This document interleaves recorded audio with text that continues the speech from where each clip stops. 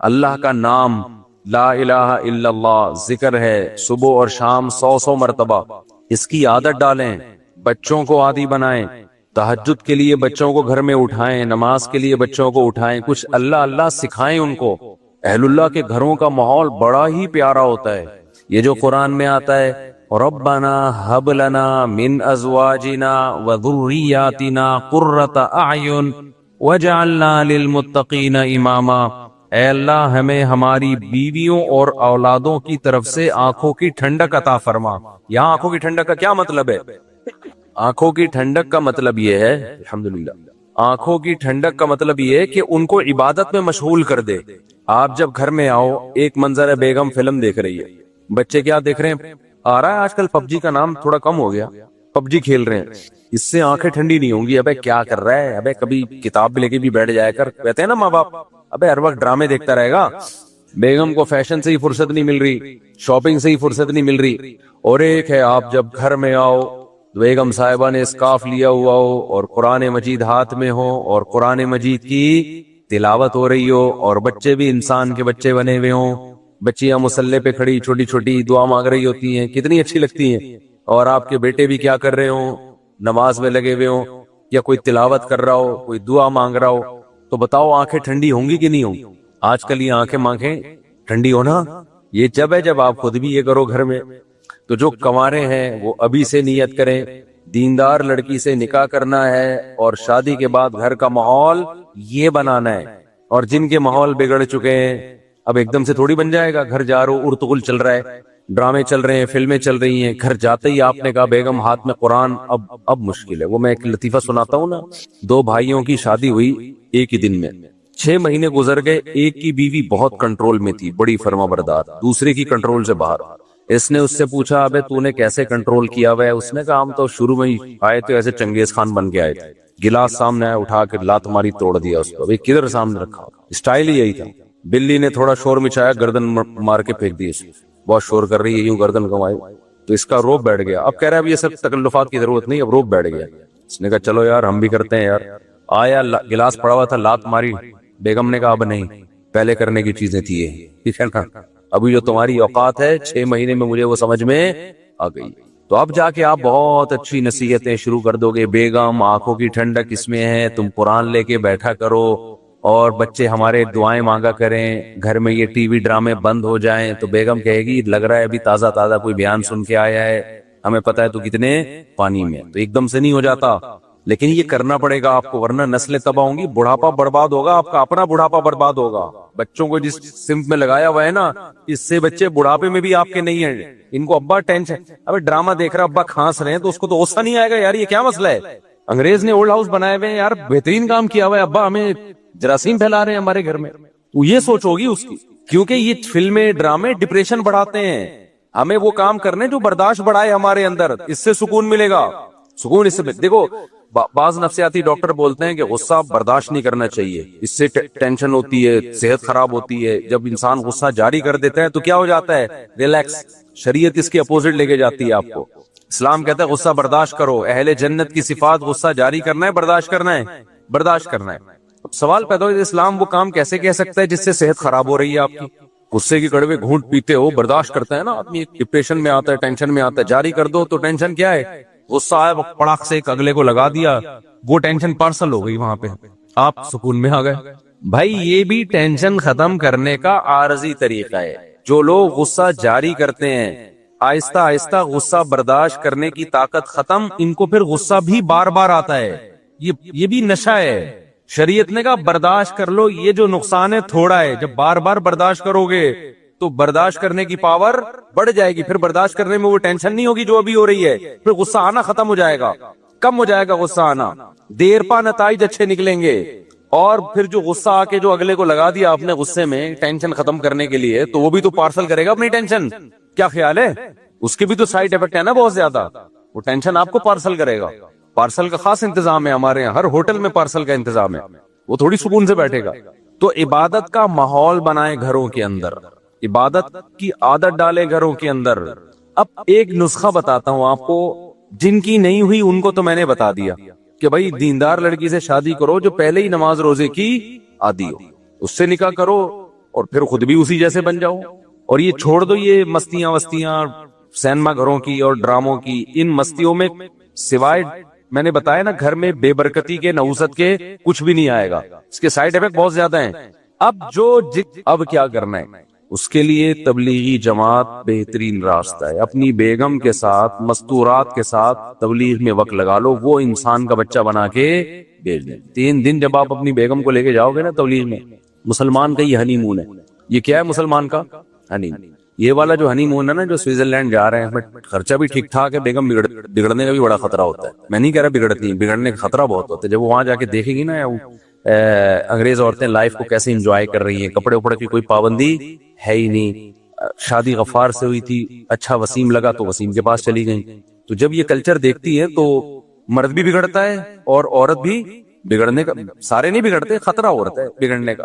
مرد بھی کہے گا یار انگریز کو وہ والی اچھی لگی تو ادھر کو نکل لیا, وہ والی اچھی لگی ادھر کو نکل لیا, ہم اسی کو لے کے گھوم رہے ہیں یار, یہ کیا مزاج ہے. سارے نہیں بگڑتے, کچھ بگڑنے کے خطرے ہوتے ہیں. تو گھر میں جب آپ ماحول بناؤ گے تو مسلمان کا سوئٹزرلینڈ کیا ہے, سوری مسلمان کا ہنی مون کیا ہے, عمرے پہ لے جاؤ بیگم کو, تبلیغ میں لے جاؤ بیگم کو.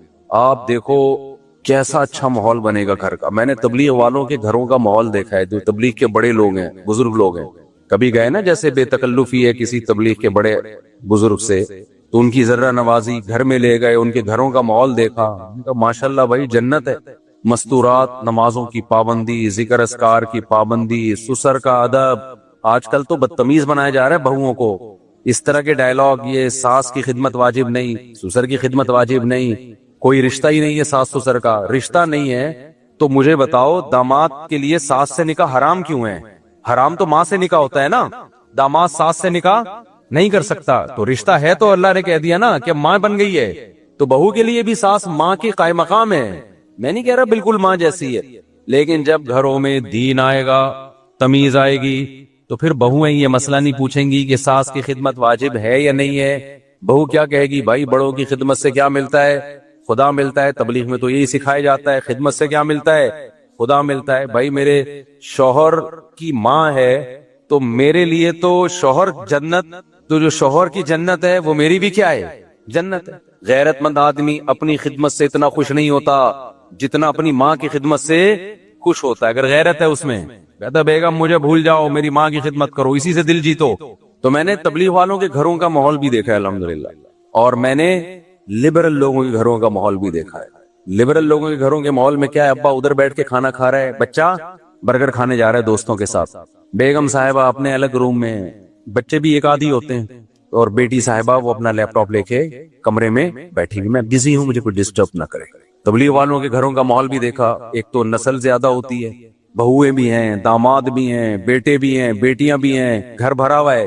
سمجھتے ہو, ایک بڑے بزرگ کے ہاں جانا ہوا, انہوں نے کہا کہ اللہ نے ہمیں بہو اتنی اچھی دے دی مولوی صاحب, وہ تو جو ہمارے گھروں میں اعمال میں سستی ہو رہی تھی, وہ بہو اس سستی کو بھی کیا کر رہی ہے, دور کرنے کا ذریعہ بن رہی ہے. واہ واہ, بہو کی تعریف قیامت کی علامت ہے یا نہیں ہے؟ کوئی اپنے منہ سے بول رہا ہو اچھی بہو آ گئی. بہویں تو گھر کا ماحول کیا کر دیتی ہے, جو ڈرامے کی قسطیں رہ گئی تھی وہ بھی پوری کرواتی ہیں کہ 27ویں رات میں یہ والا ڈرامہ رہ گیا تھا, اس کو پورا کرو. ہمارے اوپر خدمت واجب نہیں ہے, شوہر کی نہیں خدمت آج کل واجب ہو رہی, تو ساس سسر تو بہت دور کی چیز ہے. ایک اسکالر نے بتایا کہ عورت پہ خدمت واجب نہیں ہے نا, شوہر کی بھی اور ساس سسر کی بھی.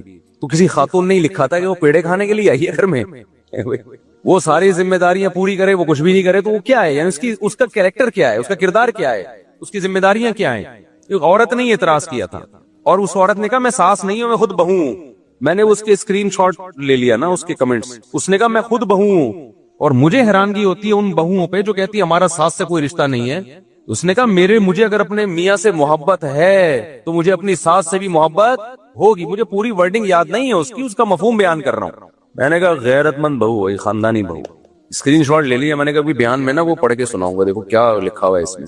وہ اسکالر بتا رہا ہے کہ کوئی رشتہ کچھ بھی نہیں, پہلے ہی سب ختم ہو گیا میرے بھائی. ہم انگریز بن چکے ہیں, آدھے سے زیادہ ریلیشن ختم, تو تھوڑا بہت ریلیشن رہ گیا ہے وہ بھی کیا کر دیا, برباد.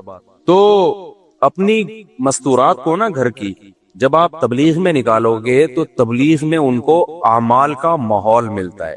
کچھ چیزیں سمجھانے سے نہیں ہوتی, کروانے سے سمجھ میں آتی. حضرت حاجی امداد اللہ مہاجر مکی رحمت اللہ علیہ وہ چاہتے تھے حضرت مولانا رشید احمد گنگوہی رحمت اللہ علیہ کو ذکر کی عادت ڈالنا، ان کے پاس ٹائم ہی نہیں تھا مصروفیتوں کی وجہ سے۔ تو مشہور واقعہ ہے، مختصر بیان کر رہا ہوں۔ ایک رات انہوں نے کہا اپنا بستر میرے بستر کے ساتھ لگا دینا، اور رات کو ان کے ہاتھ میں تسبیح پکڑا دی اور کہا اللہ اللہ کرو۔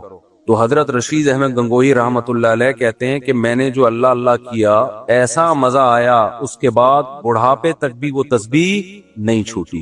اور جب بہت بوڑھے ہو گئے تھے اور تسبیح وہ اتنی پرانی، کسی نے ایک نئی تسبیح لا کے دی اور کہا کہ حضرت اتنے پرانے دھاگے ہو گئے، دانے بھی گھس گئے ہیں اس کے، چھوڑ دیں اس کو، کوئی اچھی تسبیح رکھ لیں۔ انہوں نے فرمایا کہ اس تسبیح سے مجھے محبت ہو گئی ہے، اس نے مجھے اللہ اللہ کرنا سکھایا ہے، اب اس سے بھی مجھے محبت ہو گئی۔ انسان مسلسل جس جگہ نماز پڑھتا ہے اس جگہ سے انسان کو محبت۔ تو میرے بھائی کچھ تھوڑا سا اللہ اللہ کرنا بھی سیکھ لو، آج کل یہ بالکل ختم۔ تو تبلیغ میں وقت لگانے سے کیا ہوگا؟ بولو نا، 3 دن ہوگی بہت بوریت آپ کو جب آپ تبلیغ میں نکلیں گے، کیونکہ لوگ جاتے ہیں کہ شاید ایک انٹرٹینمنٹ، بھائی کچھ مزہ آئے گا، تو مزہ نہیں آتا، وہاں ٹینشن ہوتی ہے۔ مزے کے لیے کیا کوئی ڈرامہ لگائیں گے آپ کو وہاں جا کے؟ وہ ہے بھائی، کوئی فلم دکھائیں گے، کیا کریں گے؟ کوئی پروگرام ہوگا، کوئی سٹے وٹے کا دور چلے گا رات کے وقت میں، وہ معمولات کروائیں گے، بھائی صبح کی تسبیح، شام کی تسبیح ہے، پھر تعلیم ہے، پھر مذاکرہ ہے، بورنگ لائف۔ لیکن یہ بورنگ آپ کی زندگی کو ساری زندگی کے لیے انٹرٹین کرنے کا ذریعہ بن سکتی ہے۔ دیکھو نا، جنہوں نے لگائے پھر مزید لگا کے ابو ریون کے مقیمین بن گئے ہیں، وہ سارا دن اسی معمول میں۔ او بھائی آپ، یہ تو بڑی بورنگ لائف ہے۔ انہوں نے کہا ہم سے چھڑوا کے دکھاؤ یہ لائف، ہمیں اسی میں مزہ ہے۔ ہم نے تبلیغ کے بزرگوں میں ایسے ایسے واقعات سنے جو عینی شاہدین گھنٹوں گھنٹوں دعا مانگ رہے ہیں، دل نہیں بھر رہا۔ آج تھوڑی دیر میں دعا سے وحشت ہونا شروع ہو جاتی ہے کہ یار 2-4 چیزیں مانگ لی بس ختم ہے، اب کیا؟ مانگ بھی ایسے رہے ہوتے ہیں کہ دل نہیں لگ رہا ہوتا۔ جن کا دعاؤں میں دل لگ جاتا ہے نا، ہمارے شیخ حضرت مفتی رشید احمد صاحب رحمہ اللہ تعالی، ان کا ہر جمعے کو عصر کی نماز کے بعد بیان ہوتا تھا۔ اب ہوتا کیا، ہم جب پہلی مرتبہ گئے، ایک تو عصر سے مغرب کا ٹائم بہت تھوڑا ہے، لوگ آئے بہت دور دور سے۔ حضرت کا معمول تھا فرض نماز کے بعد عام طور پہ دعا نہیں مانگا کرتے تھے، اجتماعی دعا، انفرادی بھی نہیں، رات کے وقت آخری حصے میں اٹھ کے لمبی دعا مانگتے تھے۔ لیکن جمعے کے دن عصر کی نماز کے بعد دعا مانگتے تھے ہاتھ اٹھا کے۔ وہ بتاتے تھے یہ دعا بیان سے پہلے کی دعا ہے کہ اللہ میں جو لوگوں میں بات کروں گا تو مجھے وہ بات کہنے کی توفیق دے جس میں تیری رضا ہو۔ تو حضرت عصر کے بعد بیان سے پہلے دعا مانگنا شروع کرتے، اتنی لمبی، بعض دفعہ اکیلے دعا ہو جاتی، ہم کہتے بیان کا ٹائم تو رہا نہیں ہے۔ حضرت کو اس کی پرواہ نہیں ہوتی تھی، بیان پھر بہت مختصر ہو جاتا تھا، لیکن وہ جو مختصر ہوتا اسی نے لوگوں کی زندگیاں تبدیل کر دی، ایسی ایسی قربانیاں دی لوگوں نے۔ تو ہم نے ایک دفعہ پوچھا کہ آپ ہاتھ اٹھا کے جب دعا مانگتے ہیں تو مختصر کر لیا کریں۔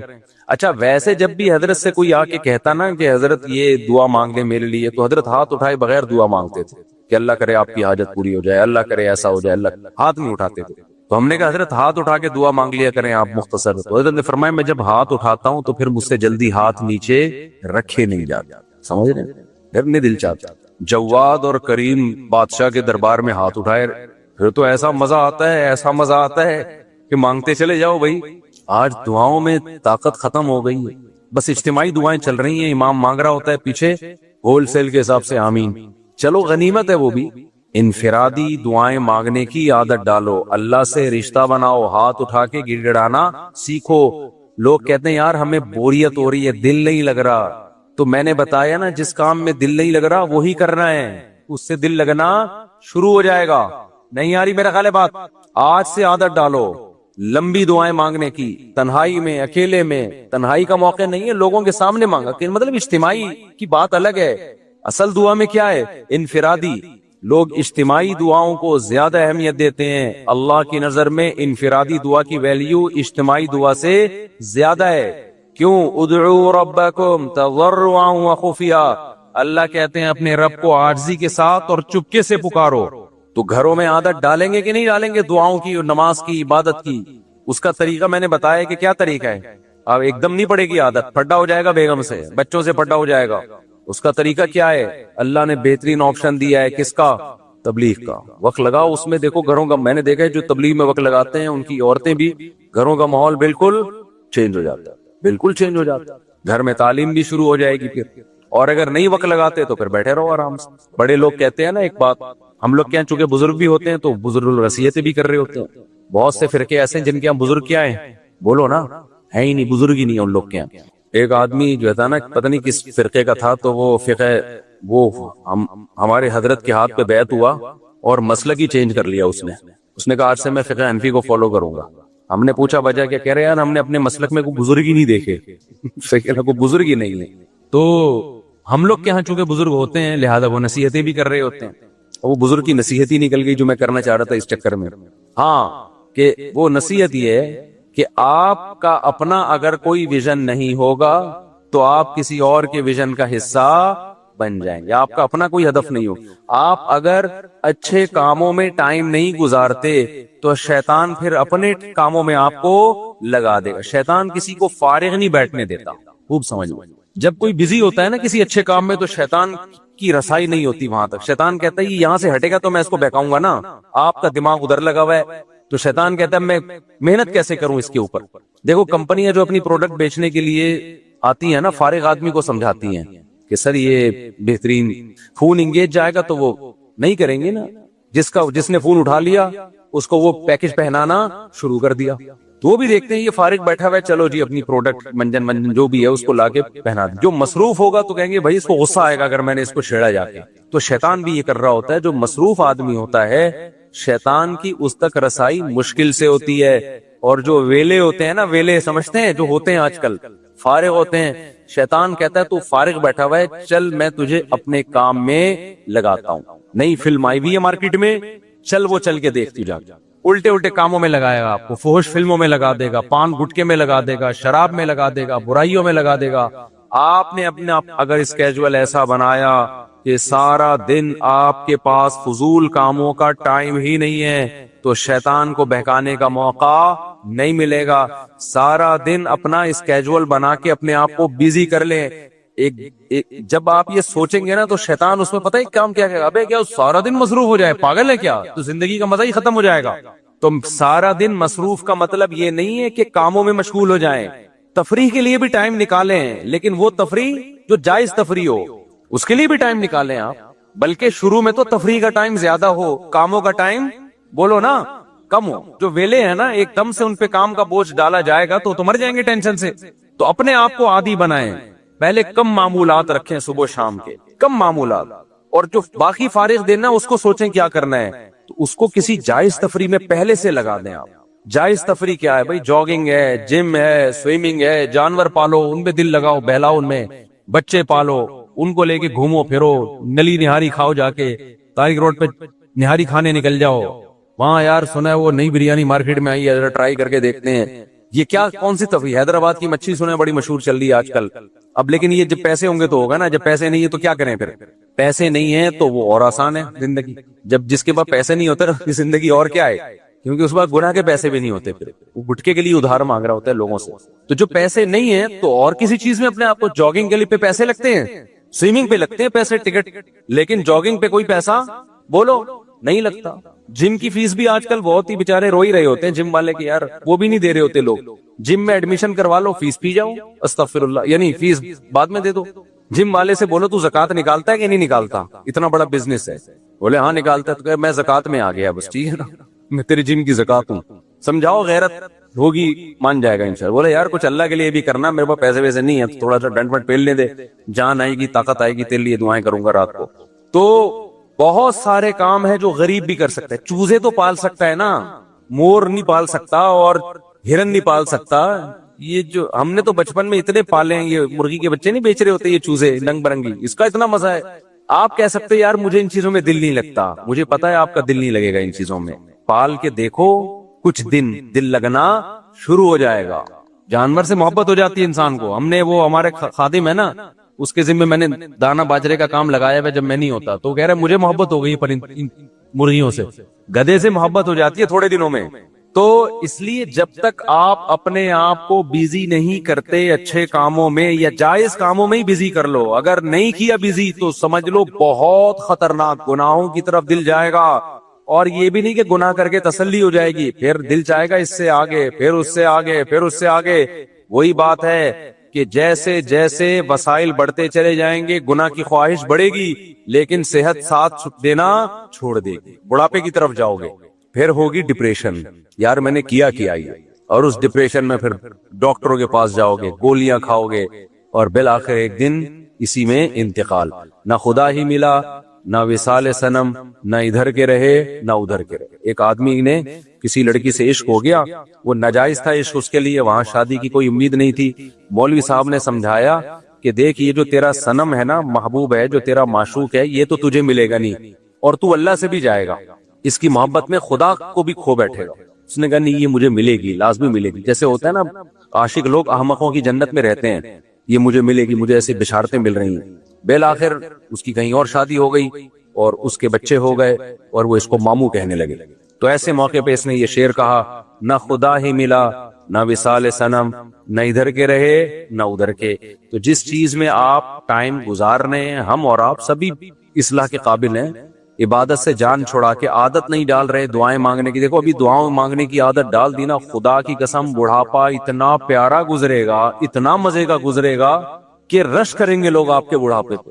ابھی عادت ڈال لی جوانی میں لمبی لمبی دعاؤں کی، دل لگا لیا، شروع میں لگے گا نہیں، عادت ڈالیں، اس کے بعد بڑھاپے میں اللہ یہ نعمت دیں گے کہ آپ کو مزہ ہی دعا میں آئے گا۔ انگریزوں کا بڑھاپا خدا کی قسم بہت ڈینجرس ہوتا ہے، بہت خطرناک ہوتا ہے۔ نہ خدا ہوتا ہے ان کی زندگی میں، نہ پبلک ہوتی ہے۔ کسی بوڑھے کے پاس بیٹھ جاؤ نا ان ملکوں میں 2 منٹ کے لیے، وہ پیسے دے گا آپ کو۔ ہمارے پاکستانیوں نے یہ کام شروع کیا، مجھے لوگوں نے بتایا یہاں جو بے روزگار ٹائپ کے پاکستانی ہے نا، جو ادھر ادھر سے ہو کر آ گئے، پیسے نہیں ہے، وہ بڈھی عورتوں کے ساتھ بیٹھتے ہیں، بیچاری بوڑھی عورتوں کے ساتھ آدھا گھنٹہ گپ شپ لگائی، وہ خوش ہو کے پیسے دیتی ہیں۔ تو وہ آئے اپنا پان گٹکے کا خرچہ ان کا نکل آیا، وہ خوش ہو کے پیسے دیتی ہے، چلو کسی نے تو لفٹ کرائی۔ ہمارے تو جو بزرگ ہوتے ہیں، ہمارے حضرت کو ہم نے بڑھاپے میں دیکھا، وہ تو پھر بھی لوگوں کو ٹائم نہیں، وہ لوگ بیٹھ رہے ہیں ان کے پاس، وہ کہہ رہے ٹائم نہیں ہے۔ کیوں؟ عادت کس کی پڑ گئی ہے؟ اللہ سے راز و نیاز۔ ہمارے بوڑھوں جو اللہ والے بوڑھے ہیں، پبلک چاہ رہی ہے ان کے گرد آ کے بیٹھے، ان سے کچھ سیکھیں، اور وہ کہہ رہے ہیں ہمیں مزہ کس میں ہے؟ تنہائی میں۔ ہمارے حضرت کا زیادہ تر ٹائم تنہائی میں گزرتا تھا۔ ابھی سے عادت ڈالو، یہ حضرت بننے کے بعد نہیں ہوگا، یہ ابھی کرنا پڑے گا۔ یہ اللہ ہمیں توفیق دے، اپنے نام کی لذت اللہ ہمیں نصیب کرے، اور اپنے سامنے دعائیں مانگنے کی لذت اللہ ہمیں نصیب کرے۔ اللہ تعالیٰ نے انسان کو کچھ قوتیں دی ہیں، کچھ طاقتیں دی ہیں، جس کی وجہ سے انسان دنیا میں کچھ کر گزرتا ہے۔ یہ قوتیں اور یہ طاقتیں انسان کے اندر نہ ہوتی تو وہ کچھ بھی کرنے کے قابل نہ ہوتا، ایک بے جان لاش کی طرح اس کی زندگی ہوتی۔ ایک قوت کہلاتی ہے قوت غضبیہ، غضب والی قوت۔ ایک قوت ہے محبت، یہ بھی ایک طاقت ہے، قوت ہے۔ یہ وہ قوتیں ہیں جو نظر نہیں آتی، جو انسان کو محسوس ہوتی ہیں۔ ایک قوت اللہ نے انسان میں رکھی ہے، قوت شہویہ، خواہش نفس، جیسے بھوک کی ایک قوت ہے، پیاس کی ایک قوت ہے، دل چاہتا ہے پانی پینے کا، دل چاہتا ہے کھانا کھانے کا، دل چاہتا ہے انسان میں اپنی جنسی خواہش پوری کرنے کا۔ یہ خواہشات بھی اللہ کی طرف سے انسان میں رکھی گئی ہیں، ان کو کہا جاتا ہے قوت شہوانیہ۔ تو یہ بیسک جو ہے نا 3 قوتیں ہیں جس پہ انسان کی پوری زندگی گھوم رہی ہوتی ہے، اور بھی ہیں لیکن زیادہ تر جو ہمیں صبح و شام واسطہ پڑتا ہے وہ ان قوتوں سے پڑتا ہے۔ اگر کسی شخص میں یہ قوتیں ہی نہ ہو تو اس کی زندگی پھیکی، اگر آپ میں غصہ ہی ختم ہو جائے تو بھی آپ کی زندگی پھیکی ہو جائے گی، لوگ آپ کو کھا جائیں گے۔ ہر شخص آپ کے حقوق کا جو خیال کرتا ہے وہ اس لیے کرتا ہے کہ اسے پتا ہے کہ اگر میں نے سامنے والے کے ساتھ نا انصافی کی تو ایک حد تک یہ برداشت کرے گا، اس کے بعد اس کو غصہ آنا شروع ہو جائے گا۔ تو غصے کے ڈر سے سامنے والا تھوڑا سا ریزرو رہتا ہے۔ نہیں آ رہی آواز بھائی صاحب کے تو کان میں آئی نہیں رہی ہے، نہیں آ رہی آواز لوگوں کو نا، یہ چھیڑا کس نے؟ مجھے پہلے یہ بتائیں نا، یہ تو اچھا بھلا چل رہا تھا نا، نہیں غلط ہوا ہی نہیں تھا تو صحیح کرنے کی ضرورت کیا تھی؟ یہ تو صحیح چل رہا تھا ماشاءاللہ، سفر پہ جانے سے پہلے تو صحیح چل رہا تھا۔ یہ ایک چیز صحیح چل رہی تھی تو اس کو چھیڑا کیوں ہے؟ اتنی مشکل سے صحیح ہوا تھا پھر چھیڑ دیا کسی نے آ کے۔ مجھے اپنی آواز ہی سنائی نہیں دے رہی ہے، بھون بھون بھون کی آوازیں آ رہی ہیں نا، بھون بھون۔ جی ہاں، کوئی چیز بیمار ہو تو چھیڑے نا آدمی اس کو، اچھا والا آدمی ڈاکٹر کے پاس جائے تو پھر ڈاکٹر چھیڑ دے گا نا اس کو، ڈاکٹر جب چھیڑے گا تو پھر ایسا چھیڑے گا۔ ڈاکٹر سے مجھے یاد آیا، کل میرا وہ ایک کلپ میں سن رہا تھا جس میں میں نے لوگوں کو ترغیب دی ہے کہ جانوروں کی چربی کھایا کرو. یہ کمپنی کا نام نہیں لینا چاہیے. کوکنگ آئل چھوڑ دو. نیچے کسی ڈاکٹر کے کمنٹس تھے کہ ایز اے ڈاکٹر میں مفتی صاحب کی بات سے ایگری نہیں کرتا. ڈاکٹر صاحب کائنڈلی آپ ایگری کریں گے تھوڑے دنوں کے بعد. جیسے آپ لوگوں نے لوگوں کو انڈے کی زردی چھڑوا دی نا, ایک طویل عرصے تک انڈے سے محروم کیا کہ کولیسٹرول ہے, اب آپ کہہ رہے ہیں ایک نہیں 2 انڈے کھاؤ. کہہ رہے ہیں کہ نہیں کہہ رہے؟ ہم بچپن سے سنتے آ رہے تھے کہ انڈے کی زردی نہیں کھاؤ, بچپن سے سنتے آ رہے تھے انڈے کی زردی مت کھاؤ. اب ڈاکٹر کہہ رہے ہیں ایک نہیں کتنے کھاؤ؟ 2 کھاؤ. وہ ایک خاتون گئی نا, خواتین جب چیزوں کی قیمتیں کم کراتی ہیں نا تو یہ ایسے کراتی ہیں کہ آدمی یہ کام نہیں کر سکتا. وہ ایک خاتون گئی, یہ ساڑی خریدنی ہے کتنے کی, اس نے بتا دیا ہوگا 8-10 ہزار. کہا تھوڑا کم کریں. کم کرتے کرتے اس کو اتنا غصہ آیا, کہتے فری میں لے جاؤ بس. کہتی ہے 2 چاہیے.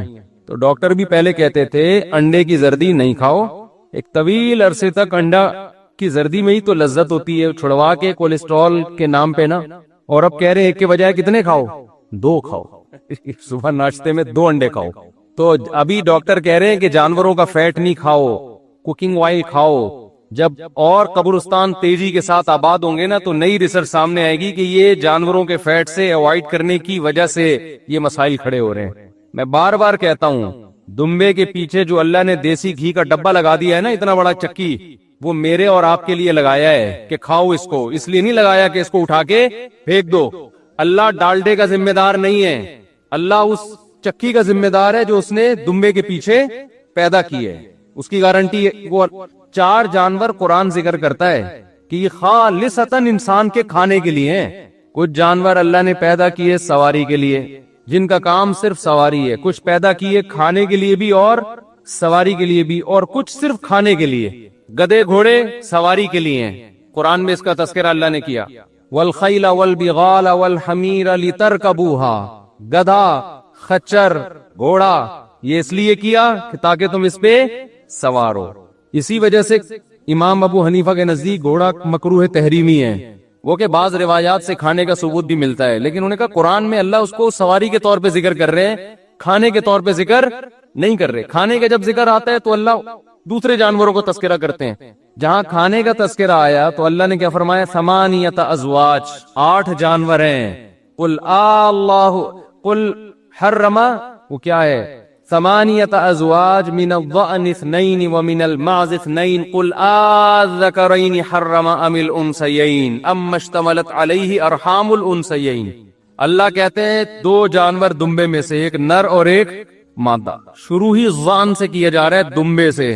سمجھتے ہو کہ نہیں سمجھتے؟ 8 ازواج, اللہ کہتے ہیں 8 جانور ہیں, 8 نر مادہ ملا کے نا. ان میں سب سے پہلے ضأن, دمبا بھیڑ, سب پہ اس کا اطلاق ہوتا ہے. نر اور مادہ کو الگ الگ کاؤنٹ کیا گیا ہے. الذکرین حرم ام الانثیین, اللہ فرماتے ہیں بتاؤ ان میں سے اللہ نے مذکر کو حرام کیا یا مؤنث کو حرام کیا؟ اللہ نے ان میں سے کسی کو بھی حرام نہیں کیا. ومن المعز 2, بکریوں میں سے بھی اللہ نے نر اور مادہ دونوں کو بول لو حلال کیا. یعنی بکرا بھی حلال ہے اور بکری بھی. کتنے ہو گئے؟ 4. ومن البقر 2 ومن الابل 2, اور اللہ فرماتے ہیں گائے میں سے بھی ہم نے, گائے میں بیل, بقر میں سب داخل ہوتا ہے, گائے بھی اور بیل بھی. بھینس بھی اس میں داخل ہے, بھینسا بھی اس میں داخل ہے. ان میں سے بھی نر مادہ دونوں کو اللہ نے حلال کیا. ومن الابل 2, اونٹ میں سے بھی اللہ نے نر مادہ دونوں کو حلال کیا. اور اللہ کہتے ہیں بتاؤ ان میں اللہ نے مذکر کو حرام کیا یا مؤنث کو؟ کیا مطلب؟ کسی کو بھی حرام نہیں کیا, تو تم کیسے حرام کر لیتے ہو اپنے اوپر؟ مشرکین حرام کر لیتے تھے نا اپنے اوپر. تو یہ تو اللہ نے انسان کے کھانے کے لیے, پورا کھانے کے لیے پیدا کیا ہے. آپ نے کیا کیا کہ جو اللہ نے کوکنگ آئل اس کے ساتھ لگایا ہوا ہے نا, دمبا لے کے گھوم رہا ہے اپنے, اتنی موٹی چکی لے کے بیچارہ ساری زندگی ٹینشن برداشت کرتا ہے. وہ سارا آدھا بوجھ تو اس کا اس چکی میں ہوتا ہے. ڈاکٹر صاحب کے مشورے پر آپ نے وہ چکی اٹھا کے پھینک دی اور دمبا پکایا کوکنگ آئل. دمبا پکایا کس میں؟ Cooking oil. تو ڈاکٹر صاحب سے میری کائنڈلی گزارش ہے کہ کائنڈلی آپ کی تحقیق اپنی جگہ ہوگی, میں آپ کو برا بھلا نہیں کہہ رہا, لیکن آپ جیسے انڈوں پہ آ گئے نا, آپ بعد میں آ جاؤ گی چربی پہ. نیچر سے مقابلہ نہیں کیا کرو, سمجھ رہے ہو؟ نیچر سے کبھی بھی مقابلہ مت کرو. جو چیزیں صدیوں سے انسان کھاتا آ رہا ہے, صدیوں سے, ہاں یہ ضرور ہے کہ ڈاکٹر صاحب کا یہ مشورہ ہم مانیں گے کہ بھائی کھا اسی طرح رہے ہو جیسے صدیوں پہلے کھاتے تھے، ورکنگ بالکل نہیں ہے آپ کی، ورک آؤٹ نہیں کر رہے، تو ورک آؤٹ کو آپ یقیناً فوکس کریں. بھائی چربی کھا رہا ہے اور کام چربی والے نہیں کر رہا، پھر تو میرا خیال ہے وہ تو گھاس کھا کے بھی مرے گا، چربی کھا کے جلدی مر جائے گا، گھاس کھا کے تھوڑا دیر سے مرے گا. تو ہم دونوں کاموں کا آپ کو کہتے ہیں کہ چربی بھی کھاؤ اور کام بھی کون سے کرو، وہ کام کرو جو چربی خوروں پہ، گوشت خوروں پہ سوٹ کرتے ہیں. پیدل چلو، بھاگو دوڑو، سارا دن کمپیوٹر پہ بیٹھے ہو تو پھر دمبا کھانے کی دیکھنے کی بھی اجازت نہیں ہے آپ کو، پھر دمبے کی طرف دیکھو گے بھی تو ہارٹ اٹیک سے مرو گے. خیر کہاں سے کہاں بات چلی گئی. یہ بھی اعتدال کی بات ہے. دیکھو جو میں بیان کر رہا ہوں نا قرآن کی آیت پر، صحت کے بارے میں بھی اسلام نے کیا بتایا ہے؟ اعتدال. تو اعتدال وہ نہیں ہے جو ڈاکٹر کہہ رہے ہیں، ماہر ڈاکٹر تو وہی کہیں گے جو میں کہہ رہا ہوں. اعتدال وہ ہے جو اسلام کہہ رہا ہے. میں آپ کو یقین سے حلفیہ کہہ سکتا ہوں، اللہ کی قسم، اسلام نے جو صحت کے اصول بتائے ہیں، گھوم پھر کے آنا آپ نے ادھر ہی ہے. بہت چیزیں ہم نے اپنی زندگی میں دیکھ لی ہیں الٹتے پلٹتے ڈاکٹروں کو. مجھے میڈیکل سائنس کا نا بچپن سے تھوڑا ذوق تھا. کوئی حکیم کو میں نہیں چھوڑتا تھا اس سے معلومات لینے، کوئی ڈاکٹر ملتا تھا اس سے معلومات لیتا تھا، کوئی ہومیوپیتھک ڈاکٹر. میرا بعض لوگوں چیزوں کا مزاج ہوتا ہے نا انسان کا. کتنی باتیں ایسی تھیں، میڈیکل سائنس ایک طرف تھی، اسلام دوسری طرف تھا. ڈاکٹر ادھر ہی آئے جہاں کون ہے؟ اسلام ہے. گھوم پھر کے آنا ادھر ہی ہے. تو 90% چیزوں میں آ گئے ہیں، 10% رہ گئی ہے، اس میں بھی انشاءاللہ آ جائیں گے. سمجھتے ہوئے نہیں سمجھتے؟ تو ہر چیز میں اعتدال ہے. تو میں بات چل رہا تھا، پھر یہ صحت پہ وقت ملا تو انشاءاللہ آخر میں بات کریں گے. اس پہ کئی دفعہ میں بات کر چکا ہوں، یہاں بھی بہت سارے معاملات گڑبڑ ہو رہے ہیں آج کل. تو لوگ صحت میں اسٹریس میں اتنے جا رہے ہیں نا، کلپ دیکھ دیکھ کے یوٹیوب پہ آدمی پاگل ہو رہا ہے. اتنے یہ کھاؤ گے نہیں کھاؤ، اتنا زیادہ اس کو وہ بنا دیا ہے. جیسے کورونا میں بہت سے کورونا سے مرے، بہت سے کورونا کی ٹینشن سے مرے تھے. کورونا میں ہم نے بھی احتیاط کا حکم دیا، لیکن اس احتیاط میں بھی اعتدال ضروری ہے. اسلام نے یہ تو نہیں کہا نا کہ آپ بالکل ہی ایسے وہمی بن جاؤ چائنا والوں کی طرح کہ بیوی کو کورونا ہوا تو میاں ہی مارکیٹ سے شارٹ ہو گیا. چائنا میں جو کووڈ پھیلا ہے نا، تو بیوی کو کورونا ہوا، شوہر گھر سے غائب. یہ نہیں، یہ اتنی احتیاط کے ہم قائل نہیں ہیں. ماسک پہن لیا، تھوڑا ہینڈ شیک کرنے میں کوئی احتیاط کر لی، کیونکہ کوئی فرض واجب تو ہے نہیں. لیکن یار بیوی کو کورونا ہوا، شوہر مارکیٹ سے شارٹ، شوہر کو کورونا ہوا، بیوی مارکیٹ سے شارٹ، یہ تھوڑی ہوتا ہے. ہو گیا تو ہو گیا، برداشت کرو. اچھا تو سب سے پہلی جو انسان کی قوت ہے نا، وہ ہے قوت غضبیہ. پہلی تو نہیں ہے، لیکن میں نے اس کو پہلا نمبر دیا اہمیت کی وجہ سے. قوت غضبیہ اگر بالکل ختم ہو جائے تو انسان کسی کام کا نہیں رہتا. سوسائٹی اور معاشرہ اسے کچا چبا کے کھا جاتا ہے. آپ کا بیوی پہ روب ہونے کے لیے تھوڑا سا آپ کے اندر غصے کا ہونا، بولو، ضروری. آپ بیوی کے حقوق ادا کریں گے، اس کے لیے ضروری ہے کہ سالوں کا تھوڑا سا آپ کے اوپر، بولو نا، روب ہو. بیگم میں بھی تھوڑا سا غصہ ہو. میں اب اس پہ زیادہ بیان اس لیے نہیں کروں گا کہ غصہ ہمارے ہاں الحمدللہ ہر ایک میں کوٹ کوٹ کے بھرا ہوا ہے. اگر قوم میں یہ ہوتا نا کہ غصہ ہی نہیں ہے تو ہم غصہ لانے کی ان کو ترغیبیں دیتے کہ یار بالکل غصہ لیس ہونا ٹھیک نہیں ہے. تو کائنڈلی تھوڑا سا انسان میں غصہ بھی ہونا چاہیے. تو وہ یہ والی صفت ایسا نہیں ہے کہ بے اعتدالی ہو اس میں، بلکہ غصہ اعتدال سے بڑا ہوا ہے. سمجھ رہے ہیں کہ نہیں سمجھ رہے؟ بعض صفات ایسی ہوتی نہیں ہے نا تو پیدا کرنی پڑتی ہے نا. بعض ایسی ہے کہ ہے لیکن حد سے زیادہ. غصہ ہونا ضروری ہے، لیکن اگر یہ حد سے زیادہ ہو جائے تو یہ انسان سے ایسے ایسے کام کرواتا ہے کہ آپ کی زندگی ہمیشہ کے لیے برباد. اسی وجہ سے ہمیں ایک بھی حدیث ایسی نہیں ملتی جس میں نبی صلی اللہ علیہ وسلم غصے کی ترغیب دے رہے ہوں کہ کبھی کبھار غصہ آنا چاہیے. ایسی کوئی حدیث نہیں ہے. ایسی بہت ساری حدیثیں ہیں جس میں آپ غصہ ختم کرنے کا حکم دے رہے ہیں. سمجھتے ہیں؟ سارے مسئلے یہاں سے پیدا ہو رہے ہیں سوسائٹی میں. طلاقیں جتنی ہو رہی ہیں، غصے میں پاگل. قتل جتنے ہو رہے ہیں، غصے میں پاگل. میاں بیوی کے جھگڑے جتنے ہو رہے ہیں نا، جس سے سر پھوڑ رہے ایک دوسرے کا، غصے میں، بولو، پاگل. کمیٹیوں کے آپس کے اختلافات، غصے میں پاگل. دفتروں میں جھگڑے، باس غصے میں پاگل. باس نے ماتحت کو ڈانٹ دیا، ماتحت غصے میں باولا ہو گیا. پاگل نہیں، باولا. پاگل تو بہت ہلکی پھلکی چیز ہے. پاگل تو سبھی ہیں پاکستان میں. باولا ہو گیا پاگل سے اوپر کی چیز. ابا نے بیٹے کو ڈانٹ دیا، بیٹا غصے میں پاگل ہو گیا. ماں نے بیٹی کو ڈانٹ دیا، ماں بیٹی غصے میں پاگل. ہر پاگل پنے اور باولے پن کے پیچھے آپ کو کیا نظر آئے گا؟ غصہ.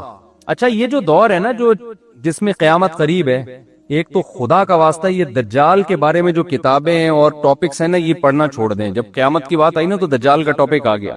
نبی صلی اللہ علیہ وسلم کی حدیث سے ہمیں پتہ چلتا ہے دجال آئے گا، بہت بڑا فتنہ ہوگا، یہ بات حقیقت ہے. لیکن اب مسئلہ یہ ہو گیا ہے کہ ہر چیز میں سے دجال نکال کے نا کشید کے لوگوں کو وہمی بنا دیا ہے. ایک آرمی کے ریٹائر آفیسر مجھ سے ملنے کے لیے آئے، انہوں نے کہا میں نے دجال پہ ایک بہت زبردست ریسرچ کی ہے جو پتہ نہیں 10 GB میں ہے میرے پاس ہارڈ ڈسک میں، وہ USB میں 2 USB ہوں گی 5-5 GB کی، اب ہو سکتا ہے 10 GB کی ہو کوئی، واللہ عالم. میں نے کہا حضرت دجال کے بارے میں اتنا کچھ ہمیں ملتا ہی نہیں ہے کہ 1 GB میں بھی آ جائے، وہ آپ نے 10 GB کہاں سے تیار کر لیا؟ وہ تو بہت سے لوگ میں نے پاگل ہوتے ہوئے اپنی زندگی میں دیکھ لیے کہ اس میں بھی دجال ہے، اس میں بھی دجال ہے، یہ بھی دجالی سازش، یہ بھی دجالی سازش، یہ بھی دجالی سازش، یہ بھی دجالی، یہ بھی خراسان، یہ پھر وہ.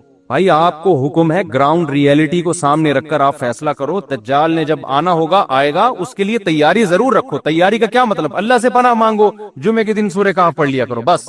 ابھی سے آپ اس کے بارے میں وہ کچھ کرنا شروع کر دیں، اس کا نقصان یہ ہوتا ہے کہ ابھی گراؤنڈ ریئلٹی آپ کو کچھ اور کرنے کا حکم دے رہی ہوتی ہے اور آپ دجال سامنے رکھ کر اپنی پالیسیاں چینج کر رہے ہوتے ہو. ہر تھوڑے دن میں یوٹیوب پہ دیکھو کوئی دجال کے بارے میں رپورٹ پیش کر رہا ہے، کوئی سب A to Z غلط اکثر خبریں ہوتی ہیں، اپنی طرف سے کھینچا تانی کر کر کے نہ نکالا ہوا ہوتا ہے. جس چیز کو اسلام نے مبہم رکھا ہے آپ اس کو ڈیٹیل میں بیان نہیں کر سکتے. مبہم رکھا ہے، مبہم ہی رہنے دو اس کو. حضرت عیسیٰ علیہ السلام نے جب آنا ہوگا ہمارا ایمان ہے آئیں گے، لیکن ہم نے ابھی جو فیصلے کرنے آج کے زمینی حقائق کو دیکھ کر کرنے ہیں، حضرت عیسیٰ کے نزول کو سامنے رکھ کے نہیں کرنے، وہ آج کے حساب سے کرنے ہیں، ورنہ آپ غلطی کر جاؤ گے. ایک صاحب کہنے لگے میں جہاد کی تیاریاں کر رہا ہوں امام مہدی کے لیے، میں لشکر ابھی سے تیار کر رہا ہوں تاکہ امام مہدی کے ساتھ جا کے وہ مل جائے، ان کو ٹینشن نہ ہو لشکر تلاش کرنے میں. یہ نوجوانوں کی سوچ بتا رہا ہوں. میں نے کہا تو جہاد کرے گا کہاں؟ یہ اسلامی کنٹری ہے، یہاں کرے گا تو امام مہدی کے آنے سے پہلے جو تھوڑا بہت لشکر تیار ہونا تھا اس کا بھی بیڑا غرق ہو جائے گا. ملک میں تم کچھ کرو گے تو ملک اور کمزور ہوگا اور ملک دشمن قوتیں اس کو بھی کھا جائیں گی. کہہ رہے یہی تو پرابلم ہے مفتیوں میں، علماء میں، نہ خود کچھ کرتے ہیں نہ دوسروں کو کرنے دیتے ہیں. ہم آپ کو ایسا نہیں کرنے دیں گے جس سے جو تھوڑی بہت رہی صحیح اسلام کی رمق باقی ہے اس کا بھی ستیہ ناس ہو جائے. آپ کا جذبہ تھا 4 شادیوں کا، منگیتر کو پہلے بتا دیا میں 4 کروں گا، تو ایک ہوگی آپ کی؟ بولو نا، ایک بھی نہیں ہوگی. پھر گھر میں جو بھی رشتے والے آ رہے ہیں نا آپ نے جلی حروف میں پہلے سے لکھوا دیا کہ چونکہ میں نے 4 کرنی ہے تو 4 کی تیاری میری پہلے سے ہے. یہ لو بھائی آئی ول ڈو 4 میرج.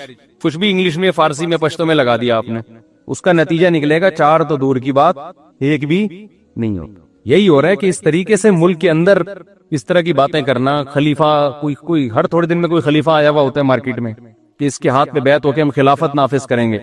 خلافت تو سوال ہی پیدا نہیں ہوتا اس طریقے سے نافذ ہو جائے. جو رہی صحیح ٹوٹی پھوٹی خلافتیں کچھ بچی ہوئی ہیں ان کی بھی ایسی کی تیسی ہو جائے گی. آپ دیکھو پہلے بنو امیہ کی حکومت کا خاتمہ ہوا، بڑی زبردست حکومت تھی، بڑی زبردست خلافت تھی. ٹھیک ہے ان کے مظالم بھی تھے، ہم ان مظالم میں ان کو اچھا نہیں کہتے، لیکن اوور آل اسلام کو فائدہ ہو رہا تھا. بنو امیہ کے دور میں بڑے بڑے محدثین پیدا ہوئے، بنو امیہ کے دور میں بڑے بڑے فقہا پیدا ہوئے، بنو امیہ کے دور میں بڑے بڑے مجاہدین پیدا ہوئے جنہوں نے سندھ فتح کیا، کابل فتح ہوا، لاکھوں مربع میل اسلام کی ایک ریاست قائم ہوئی. اس دور میں جتنا علمی کام ہوا ہے آپ تصور نہیں کر سکتے. ٹھیک ہے بادشاہوں میں شر بھی ہوتا ہے خیر بھی ہوتی ہے، لیکن سنجیدہ علماء نے منع کیا اس حکومت کے خلاف بغاوت مت کرو، کیونکہ نبی صلی اللہ علیہ وسلم نے فرمایا کہ جب مسلمانوں کا کوئی خلیفہ ہو، بادشاہ ہو، چاہے وہ جبرن آئے، چاہے وہ تلوار کی بیس پہ مسلط ہو جائے، صحیح مسلم کی حدیث آپ نے فرمایا اس کے مقابلے میں جو بھی کھڑا ہو اس کو قتل کر دو، کائن من کان، جیسا مرضی ہو، وہ جتنا ہی نیک ہو، جتنا ہی پرہیزگار ہو. کیونکہ بادشاہ لوگ حکومتیں 100% درست کہیں بھی نہیں ہوتی.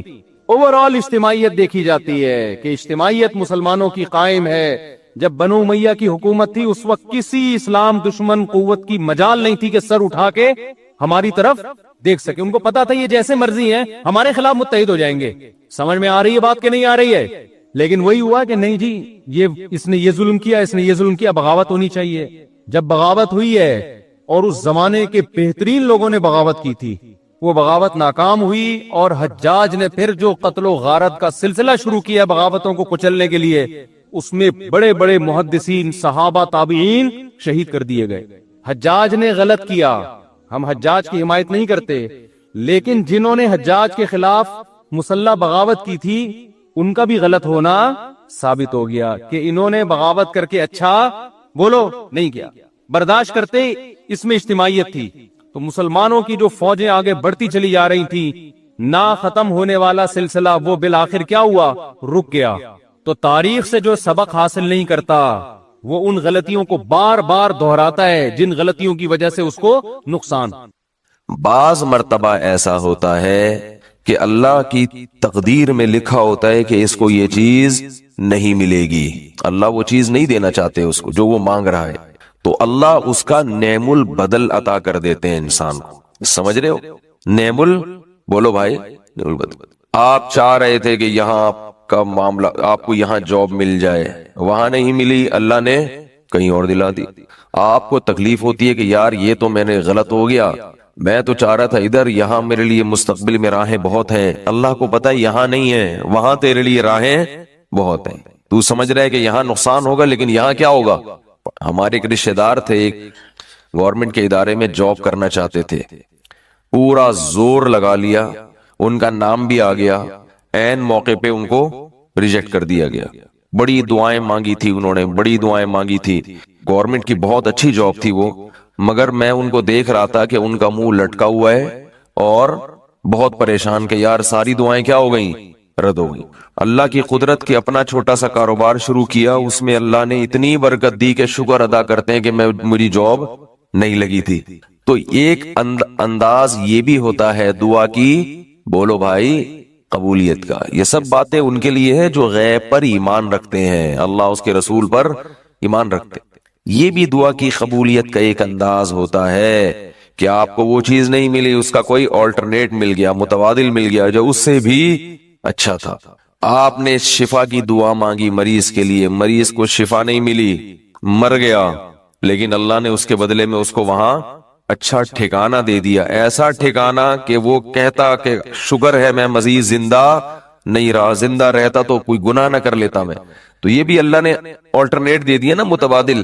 صحابہ کرام جب غزوہ احد میں شہید ہوئے ہیں، بہت زیادہ نقصان ہوا ہے، تو اللہ نے فرمایا کہ اس شکست میں ایک مصلحت یہ بھی تھی، وَيَتَّخِذَ مِنْكُمْ شُهَدَاءَ، اللہ تمہیں شہادت کے مرتبے پر فائز کرنا چاہتا تھا، شہادت کی فضیلت دینا چاہتا تھا۔ یہ بہت بڑی فضیلت ہے اللہ کی نظر میں۔ تو بعض دفعہ دعا ایسے قبول ہوتی ہے اور بعض مرتبہ دعا ایسے قبول ہوتی ہے کہ جو چیز آپ مانگ رہے ہیں وہ نہیں ملتی، لیکن جو مصیبت آپ پر آنے والی تھی اللہ اس کے بدلے میں اس مصیبت کو آپ سے ٹال دیتے ہیں۔ آپ کا بیٹا بیمار ہے، آپ دعا مانگ رہے ہیں اللہ اس کو ٹھیک کر دے، ٹھیک کر دے، ٹھیک کر دے۔ اللہ کے علم میں یہ بات تھی کہ اس کا دوسرا بھی بیمار ہونے والا ہے، اس کو بھی کیا ہونے والی ہے؟ بیماری۔ تو پہلا والا تو ٹھیک نہیں ہوا، لیکن دعاؤں کی برکت سے دوسرے سے بیماری کو اللہ نے ٹال دیا۔ اب ہم چونکہ دیکھ نہیں رہے ہوتے کہ ہم پہ کیا مصیبتیں ٹل رہی ہیں، کون سی پریشانیاں دور ہو رہی ہیں، تو ہم اسی پہ پریشان ہوتے رہتے ہیں، یار میں تو کب سے دعا مانگ رہا ہوں اور انسان ٹھیک ہونے کا نام لے نہیں رہا۔ اور ایک انداز دعا کی قبولیت کا یہ بھی ہوتا ہے کہ کچھ نہ ہو، وہ دعا آخرت میں ڈپازٹ ہو جاتی ہے، وہ کیا ہو جاتی ہے؟ اللہ کے بینک میں جمع، اور اس پہ سود لگتا ہے۔ پھر کیا لگتا ہے؟ سود، بہت بڑا چڑھا کے، کیونکہ ابھی نہیں دیا نا، اس دعا کا نتیجہ ابھی نہیں ملا، تو بعد میں جب ملتا ہے تو اللہ کا اصول ہے کہ اللہ کے پاس کوئی بھی چیز جمع کرائیں گے تو جب بعد میں ملے گی نا تو وہ بڑھا کے ملتی ہے، پھر کم قسطوں پہ چیز ہمیشہ مہنگی ہوتی ہے۔ تو جب بعد میں ملے گی، اللہ کہتے ہیں یا تو کیش لے لو، اور اگر ادھار پہ چاہیے، بعد میں چاہیے، تو پھر زیادہ دوں گا میں، کئی گنا بڑھا کر وہ آخرت میں اس کا اجر ملے گا۔ اور جب انسان اپنی آنکھوں سے اس دعا کے اثرات کو دیکھے گا تو وہ کہے گا کہ کاش میری کوئی بھی دعا قبول نہ ہوتی۔ اس لیے میرے بھائی، خوش قسمت انسان وہ ہے جو دعاؤں کو فوکس کرے اور اس بحث میں نہ پڑے کہ ہو رہی ہے قبول کے نہیں ہو، یقین کر لے ہو رہی ہے قبول۔ اللہ کی حکمت ہے، مصلحت ہے کہ مجھے اس طرح سے دکھا نہیں رہے، اس کی حکمت ہے، ہم نے مانگنا ہے۔ اور جو لوگ اللہ والے ہوتے ہیں، جن کے دلوں میں اللہ سے محبت، ان کو دعا کے ایک فائدہ تو کیش حاصل ہوتا ہے، دعا میں اور کوئی فائدہ ہو یا نہ ہو، یہ فائدہ ان کو فوراً حاصل ہوتا ہے، وہ ہے دل کی تسلی، کہ اپنی فائل کہاں داخل کر دی ہے؟ اللہ کی عدالت میں، کیس کی سماعت کیا ہو گئی ہے؟ شروع ہو گئی، ایپلیکیشن اللہ کی فائل میں، بولو بھائی، اس پہ نمبر لگ گیا ہے، رجسٹریشن اس کی ہو گئی ہے۔ اب کب نمبر آتا ہے؟ ہمارا جو کام تھا ہم نے وہ کر دی۔ لوگ کہتے ہیں نا بھائی میرا کام اٹکا ہوا ہے یار، تم کرنے، آپ کہہ سکتے ہو بھائی میں نے ڈاکومنٹس تمہارے سارے جمع کرا دے، ویزا لگنے کا انتظار ہے بس، ہے بھائی تمہارے سارے ڈاکومنٹس ہم نے جمع کرا دی ہیں، جو ہمارا کام تھا ہم نے وہ کر لیا، اب آرام سے چپ کر کے بیٹھ جاؤ۔ ہوتا ہے نا ایسے، تو انہیں تسلی ہوتی ہے کہ احکم الحاکمین کے دفتر میں اپنی حاجت کی فائل ہم نے جمع، بولو بھائی، کرا دی ہے، ہمارا جو کام تھا وہ ہم نے کر لیا ہے۔ تو تسلی، یہ تسلی بہت بڑی چیز ہے دنیا میں۔ اگر کوئی چیز مارکیٹ سے شارٹ ہے تو وہ تسلی ہے۔ ہر آدمی اسٹریس میں ہے اور ڈپریشن کا مریض بنا ہوا ہے، سب کچھ ہو کے بھی پریشان ہے، پتہ نہیں کچھ ہو نہ جائے، ایسا خوف جس کی کوئی ریزن نہیں ہے، یعنی سب کچھ ہے مگر پھر بھی ڈر رہا ہے کہ کہیں کچھ ہو نہ جائے۔ جس شخص کا اللہ پر ایمان نہیں ہوتا، اللہ پہ اعتماد اور توکل نہیں ہوتا، سارے اسباب اور وسائل کے ہوتے ہوئے بھی خوف زدہ ہوتا ہے، اور جس کا اللہ پر ایمان ہوتا ہے، کچھ نہ ہوتے ہوئے بھی اس کو ایک تسلی ہوتی ہے۔ یعقوب علیہ السلام کی مثال ہمارے سامنے ہے، بیٹا گم گیا، دعائیں مانگتے رہے ساری زندگی، مانگتے رہے، ایک دفعہ بھی مایوس نہیں ہوئے، ذرہ برابر بھی مایوسی نہیں۔ حضرت زکریہ علیہ السلام کو جو بڑھاپے میں اولاد ملی ہے، تو کیا آپ یہ سمجھتے ہیں کہ انہوں نے بڑھاپے میں دعا مانگی تھی صرف؟ ظاہر ہے وہ تو ساری زندگی مانگتے رہے ہوں گے نا۔ بھائی زکریہ علیہ السلام کو اولاد کی خواہش تو اسی وقت سے تھی جب سے ان کی شادی ہوئی تھی، اسی وقت سے اولاد مانگ رہے تھے کہ مجھے اولاد چاہیے، مجھے اولاد چاہیے، میرا والی وارث چاہیے، میرا والی وارث چاہیے، لیکن پوری زندگی دعا قبول نہیں ہوئی، مگر آپ مایوس نہیں ہوئے۔ بھائی ہمارا کام ہے مانگنا، مانگتے رہے مانگتے رہے مانگتے رہے مانگتے رہے، لیکن اللہ کی عادت ہے جب دیر سے قبول کرتا ہے نا تو پھر میں نے بتایا نا سود بھی لگتا ہے، جو حلال سود ہے سود بھی لگتا ہے۔ اللہ نے دیر سے قبول کی مگر پھر ایسا بیٹا دیا جو سب پہ بھاری، کہا کہ پھر ایک بیٹا ملے گا مگر وہ سب پر بھاری ہوگا۔ ذکر رحمت ربک عبدہ زکریا، پوری سورہ مریم میں اللہ نے حضرت زکریا کا تذکرہ کیا، ابتدا وہاں سے کی، تیرے رب کی اس رحمت کا ذکر ہے جو اس نے اپنے بندے زکریا پر کی۔ اذ نادا ربہ نداء خفیا، جب انہوں نے اپنے رب کو چپکے سے پکارا، چپکے سے شاید اس لیے پکارا کہ اگر میں سب کے سامنے دعا مانگوں گا تو لوگ مذاق اڑائیں گے کہ بوڑھے کو کیا ہو گیا، بال سفید ہو گئے ہیں، بیوی بانج بھی ہے، بوڑھی بھی ہے، اور اس عمر میں کیا مانگ رہے؟ اللہ سے دعائیں مانگ رہے، خفیہ، چپکے سے جا کے اللہ سے کہہ رہے۔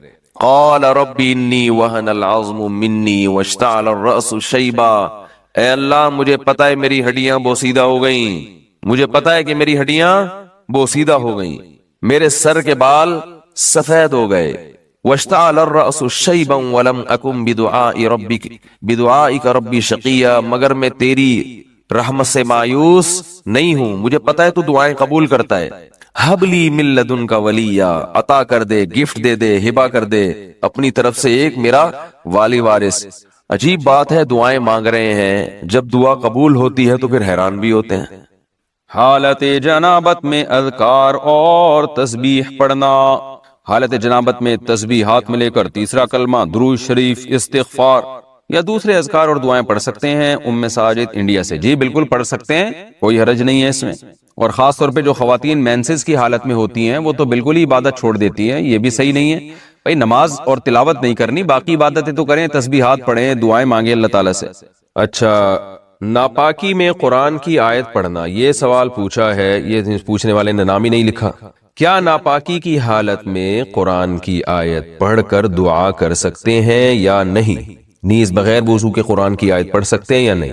بغیر وضو کے تو بہرحال قرآن پڑھ سکتے ہیں، البتہ ناپاکی کی حالت میں قرآن کی تلاوت جائز نہیں ہے۔ البتہ قرآن کی وہ آیتیں جن میں دعا کا عنصر پایا جاتا ہے، دعا کے میننگ پائے جاتے ہیں، تو ان آیتوں کو ناپاکی کی حالت میں دعا کی نیت سے پڑھ سکتے ہیں، تلاوت کی نیت سے نہیں پڑھ سکتے۔ جیسے قرآن میں آتا ہے ربنا آتنا فی الدنیا حسنۃ وفی الآخرۃ حسنۃ وقنا عذاب النار، اب یہ دعا ہے لیکن قرآن کی آیت بھی ہے، تو آپ اسے آیت کی نیت سے نہ پڑھیں، ناپاکی کی حالت میں دعا کی نیت سے آپ پڑھ سکتے ہیں۔ اسی طرح آیت الکرسی ہے تو یہ قرآن کی آیت، لیکن اگر آپ ناپاکی کی حالت میں یعنی جنابت میں یا حیض و نفاس کی عورت اگر ہے تو حیض و نفاس کی حالت میں آیت الکرسی قرآن کی تلاوت کی نیت سے نہ پڑھے، ہاں وہ بطور دم کے، بطور رقیہ کے، بطور وظیفہ کے پڑھ سکتی ہے وہ۔ اسی طرح سورہ فلق، سورہ ناس ہے، آپ دم کرنے کے لیے تو پڑھ سکتے ہیں، تلاوت کی نیت سے نہیں پڑھ سکتے آپ۔ ناپاک بستر پر ناپاک کپڑوں میں تلاوت وغیرہ کا حکم، اگر بیڈ یا صوفہ وغیرہ ناپاک ہو جائے تو اس پر بیٹھ کر تلاوت کرنا، ذکر کرنا، یہ دینی بیان سننا جائز ہوگا یا نہیں؟ اس طرح ناپاک کپڑوں میں ان کاموں کا کیا حکم ہے؟ سلمان صاحب لاہور سے۔ دیکھیں یہ سارے کام جائز ہیں کیونکہ طہارت نماز کے لیے شرط ہے، نماز کے علاوہ عبادت کے لیے طہارت شرط نہیں ہے، لیکن یہ بہرحال ادب کے خلاف ضرور ہے کہ جگہ ناپاک ہے، آپ وہاں بیٹھ کے قرآن کی تلاوت کر رہے ہیں، ناپاک کپڑے پہن کے کر رہے ہیں، تو یہ بہرحال ادب کے خلاف ہے، اس لیے اس سے اجتناب کرنا چاہیے۔ اس سے تلاوت کی اہمیت بھی دل سے نکل سکتی ہے، اور ہاں بیان سن لیں، اگر اس کو فوری طور پر پاک کرنے میں کوئی تکلیف ہو رہی ہے تو بیان سننے میں کوئی حرج نہیں ہے، لیکن تلاوت کرنا ناپاک کپڑوں میں یہ بہتر نہیں ہے۔ ناپاکی کی حالت میں آیت کریمہ پڑھنے کا حکم، کیا آیت کریمہ کا ختم بغیر وضو کے ناپاکی میں کیا جا سکتا ہے؟ نیز کیا خواتین دوران حیض آیت کریمہ پڑھ سکتی ہیں؟ فاطمہ بیگم انڈیا سے۔ آیت کریمہ جب تلاوت پڑھی جاتی ہے نا بطور وظیفے یا دعا کے، تو اس میں قرآن کی نیت نہیں ہوتی، اور علماء نے یہ بات بیان کی ہے فقہاء نے کتابوں میں کہ قرآن کی کسی آیت کو بطور وظیفے کے یا بطور دعا کے پڑھا جائے تو وہ قرآن پھر قرآن نہیں رہتا، بلکہ وہ محض ایک دعا بن جاتی ہے، لہذا وہ ناپاکی کی حالت میں بھی پڑھی جا سکتی ہے۔ لہذا آیت کریمہ آپ اگر وظیفے کے طور پہ، دعا کے طور پہ پڑھ رہی ہیں تو یہ کام ناپاکی کی حالت میں بھی ہو سکتا ہے۔ اسی طرح آیت کریمہ کے علاوہ سورہ فاتحہ ہے، یا رات کو سوتے ہوئے جو دم کیا جاتا ہے اپنے اوپر، سورہ فلق، سورہ ناس اور سورہ اخلاص کے ذریعے، تو یہ سب جائز ہے، اس میں ناپاکی کی حالت میں بھی کر سکتے ہیں، کیونکہ یہ قرآن کی تلاوت کی نیت سے نہیں ہوتا بلکہ یہ دم یا رقیہ کی نیت سے ہوتا ہے۔ قرآن پورا کرنے کے لیے حالت حیض میں قرآن پڑھ سکتے ہیں؟ میرا قرآن ختم ہونے میں 3 پارے رہ گئے ہیں، پیریڈ شروع ہو گئے ہیں۔ میں نے ایک کلپ میں سنا تھا کہ حیض کی حالت میں قرآن پڑھ سکتے ہیں اور تلاوت بھی سن سکتے ہیں، کیا یہ بات صحیح ہے؟ تلاوت سن تو سکتے ہیں، قرآن پڑھ نہیں سکتے۔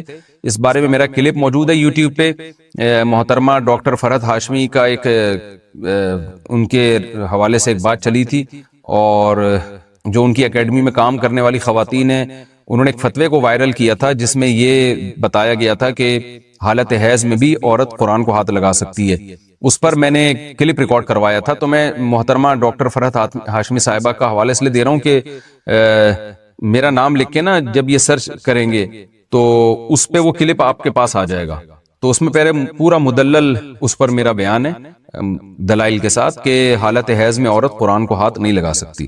مقصد خدا نخواستہ ڈاکٹر فرحت ہاشمی صاحبہ پر تنقید کرنا نہیں ہے کہ علمی مسئلے میں ان سے اختلاف کرنا ہے، اور مجھے یہ یقینی بھی معلوم نہیں ہے کہ ڈاکٹر فرحت ہاشمی صاحبہ کی رائے کیا ہے اس بارے میں۔ کسی نے مجھے بتایا تھا کہ ان کی یہ رائے ہے اور وہ اس کو پروموٹ کرتی ہیں کہ حالت حیض میں عورت قرآن کو ہاتھ لگا سکتی ہے، تو اس پر میں نے دلائل سے ایک بات ریکارڈ کروائی تھی، وہ آپ سرچ کر لیں۔ قطع نظر اس سے کہ باقی ڈاکٹر فرحت ہاشمی ایسا کہتی بھی ہیں کہ نہیں کہتی، واللہ عالم، باقی ڈاکٹر فرحت ہاشمی صاحبہ کا جو ایک کام ہے ماشاءاللہ قرآن کی خدمت کے حوالے سے، اس کا میں بہرحال معترف ہوں۔ کراچی سے ایک خاتون نے سوال پوچھا ہے کہ ایام حیض میں غیر یقینی صورتحال ہو تو غسل کب کریں؟ حیض کے آخری دنوں میں جب ہمیں دن میں صرف 1 یا 2 بار اسپاٹنگ ہوتی ہے، یقین نہیں ہوتا کہ اب خون آئے گا یا نہیں، تو ہمیں غسل کرنے کے لیے کتنا انتظار کرنا چاہیے؟ نیز اگر ہم نے انتظار کیا اور بلیڈنگ نہ ہوئی تو کیا ان نمازوں کی قضا کرنی ہوگی؟ یہ سوال اگرچہ حیا کے خلاف ہے لیکن بہت زیادہ پوچھا جاتا ہے اور خواتین بہت پریشان ہوتی ہیں۔ دیکھیے، جب کم سے کم حیض کی مدت 3 دن ہے، 3 دن کے بعد کسی خاتون کو جب حیض آنا رک جائے تو خواتین کو اپنی عادت کا علم ہوتا ہے، اگر غالب گمان ہو کہ اب دوبارہ بلڈ نہیں آئے گا، حتیٰ کہ اسپاٹنگ بھی نہیں ہوگی، غالب گمان قریب با یقین ہو، تو ان پر لازم ہے کہ وہ غسل کریں اور نماز شروع کر دیں۔ لیکن اس کے بعد اگر 10 دن کے اندر اندر دوبارہ ذرا سی بھی بلیڈنگ ہو گئی، ذرا سی بھی، تو اس کا مطلب یہ تھا کہ وہ جو نماز پڑھی تھی وہ ناپاکی کی حالت میں پڑھی تھی، لہذا وہ نمازیں لوٹانے کی تو ضرورت نہیں ہے کیونکہ وہ نماز ہوئی نہیں سرے سے، لیکن جیسے ہی اسپاٹنگ ہو تو دوبارہ سے رک جائیں نماز پڑھنے سے، اور پھر جب غالب گمان ہو کہ اب دوبارہ بلیڈنگ نہیں ہوگی تو دوبارہ غسل کر کے نماز شروع کریں۔ تو یہ ہے۔ تو ان کا جو اصل سوال تھا کہ ہمیں غسل کے لیے کتنا انتظار کرنا پڑے گا، تو اپنا غالب گمان دیکھنا پڑے گا آپ کو۔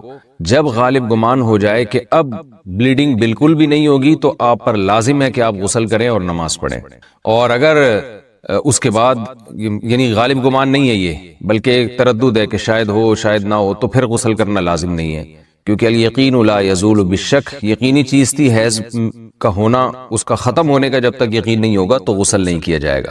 البتہ بعض دفعہ ایسے ہوتا ہے کسی خاتون کا خیال یہ ہوتا ہے کہ اب دوبارہ مجھے بلیڈنگ ہوگی، اور اس خیال سے انہوں نے غسل ہی نہیں کیا، تو پھر پتہ چلا کہ بلیڈنگ تو نہیں ہو رہی، تو پھر جو نماز قضا ہوئی ہے اس کی قضا بھی کرنی پڑے گی ان کو۔ خواتین کو اس کا بہت خیال کرنا چاہیے کہ جب ایام ہوں ان کے مینسز کے تو وہ نماز کی بہت زیادہ حفاظت کریں۔ قرآن مجید میں اللہ تعالیٰ کے ارشاد حافظوا علی الصلوات، نمازوں کی حفاظت کرو، محافظت۔ تو محافظت اسی طرح سے ہوتی ہے، اس کا خیال کرنا پڑتا ہے۔ تو فجر کی نماز اکثر خواتین کی گول ہو جاتی ہے کیونکہ وہ سوتے ہوئے میں گزر رہی ہوتی ہے اور اس دوران بلیڈنگ بند ہو چکی ہوتی ہے۔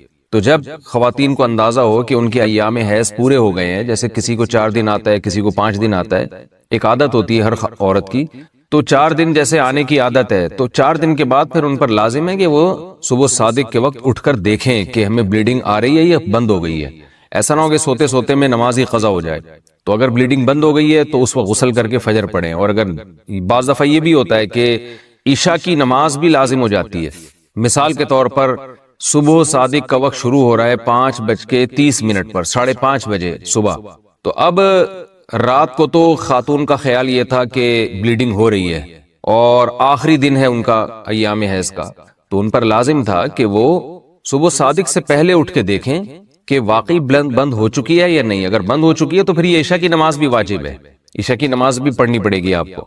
تو بعض خواتین بالکل اس میں غفلت سے کام لیتی ہیں۔ میں یہ نہیں کہہ رہا کہ ابھی بلیڈنگ شروع ہوئی ہے تو رات کو دوبارہ ہر رات کو اٹھ کے دیکھنا شروع کریں کہ بلیڈنگ ہے یا نہیں ہے، تو جو عادت ہے اس کو تو گزرنے دیں۔ 3 یا 4 دن کی کسی کو عادت ہے، کسی کو 5 دن کی عادت ہے، لیکن جس دن یہ احتمال شروع ہو جائے کہ اب بلیڈنگ رک سکتی ہے تو اس دن عشاء کی نماز اور فجر کی نماز میں خاص طور پر خیال کریں، کیونکہ یہ 2 نمازیں سوتے میں گزر جاتی ہیں۔